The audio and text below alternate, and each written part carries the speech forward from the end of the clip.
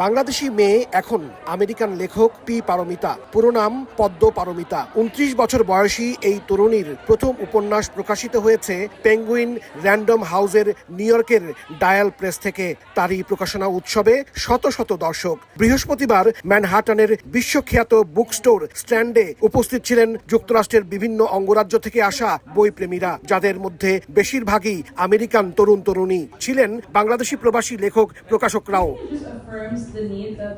ঢাকার সানবিম স্কুলের এক মেয়ে জারিনা অ্যাপেটাইট উপন্যাসের প্রধান চরিত্র। একসময় উচ্চশিক্ষার জন্য আসেন যুক্তরাষ্ট্রের কলম্বিয়া বিশ্ববিদ্যালয়ে। অনুষ্ঠানে সাবলীল নির্ভার কথামালায় লেখিকা পারমিতা যেভাবে বলছিলেন, এ যেন শুধু জারিনার নয়, একটু একটু করে সবারই গল্প। এটা একটা মেয়ের গল্প যে আমেরিকা এসেছে বাংলাদেশ থেকে। ও হচ্ছে বাবুর্চি হতে চায়, সে একজন রাঁধুনি, কিন্তু হঠাৎ করে সে রেসলিং এর জগতে পড়ে যায়। বইটি প্রকাশের পরপরই আমেরিকান পাঠক সমাজে ব্যাপক সাড়া ফেলেছে। মাত্র ৩ দিনেই শেষ হয়ে গেছে অ্যাপেটাইটের প্রথম সংস্করণের সব কপি। আমি চাই যে সবাই বাংলাদেশ বিষয় জানুক, বাংলাদেশি খাবার বিষয় জানুক।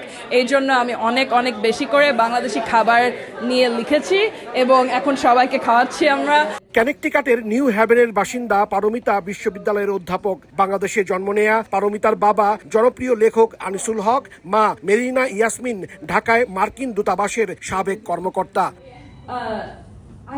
হাসানুজ্জামান সাকি, সময় সংবাদ, নিউ ইয়র্ক, যুক্তরাষ্ট্র।